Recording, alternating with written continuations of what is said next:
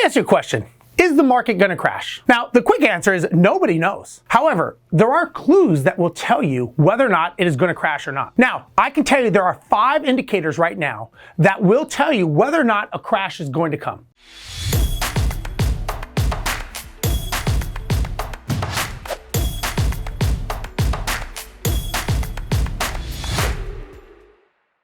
One thing you got to understand is that history and data tells you a story. And if you're not careful, history will repeat itself. Make sure that you stick around for my top 5 indicators, and the last one is going to be the biggest piece of the puzzle. Now, always remember that facts and data should drive your decisions in any kind of business setting, not emotions or feelings. There are several indications that the housing market activity is trending and following what the bubble burst did in 2008.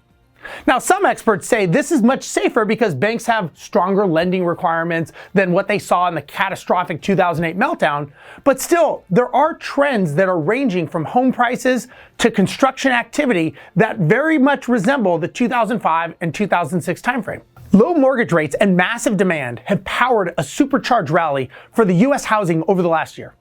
Buyers have snapped up nearly all the available supply of new and previously owned homes amid huge population shifts from cities to suburbs, and what they're now calling Zoom towns, after businesses are actually realizing that their workers can work from anywhere in the country or in the world instead of actually having to come to the standard brick and mortar building.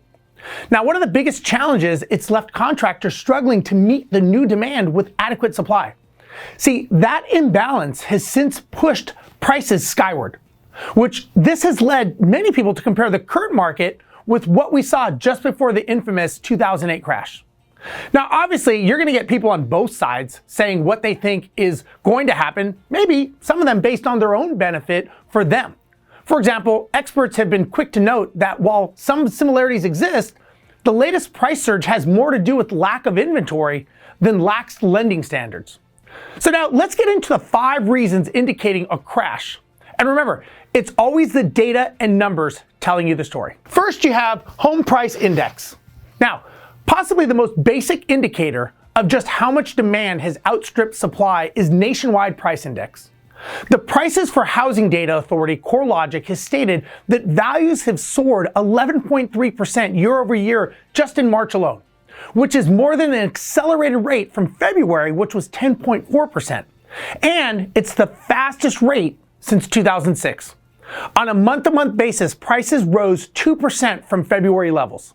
Some analytic firms see this momentum cooling in the next year, basically because of wearing away of the home affordability, which likely is going to curtail some purchases and accelerate construction, which is shoring up the supplies up ahead. Basically, as long as buyers are motivated because of the historically low mortgage rates, there will be anticipated demand. Number 2, Shiller Index.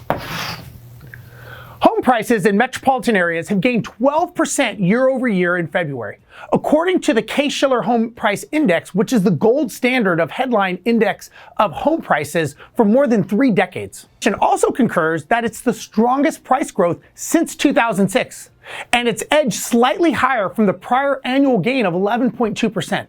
Now, out of 20 cities that were measured, prices rose most in Phoenix, San Diego, and Seattle.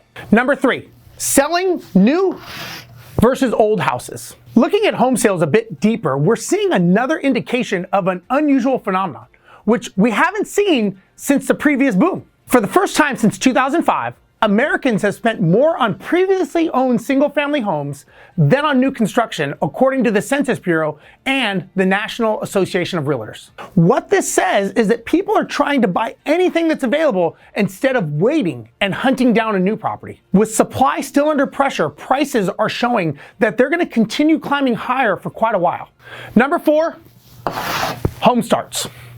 The market demand is at a 15-year high, but so have measures of upcoming supply. Housing starts, which surged nearly 20% in March as contractors are trying to capitalize their best on the need for new home sales. Coincidentally, this is the same rate of starts as its highest since 2006, and it serves as the largest month-over-month gain since 1990. Permits for new residential homes have also increased. Roughly 1.1 million existing homes are currently for sale at the current rate. Those will all be snatched up in just 2 months. With millennials hitting peak buying age and lumber prices are expected to decline, some economists see the rebound in construction paving the way for a more moderate price growth. Number 5. Home equity takeout. Because prices of homes have appreciated and have gone up so fast, this is leading to owners taking out equity at the same rate that we have not seen since the mid-2000s. Homeowners refinancing their mortgages have pulled roughly $50 billion in equity out of their homes throughout the fourth quarter of 2020, according to data from Freddie Mac and Urban Institute. Now, I think that's because mortgage rates, while still at historically low levels, have reversed their pandemic-era decline, and as investors brace for the economic recovery to give way to higher borrowing costs. Because of the expected higher interest rates and borrowing costs, it's now making equity takeout the top reason for people to refinance.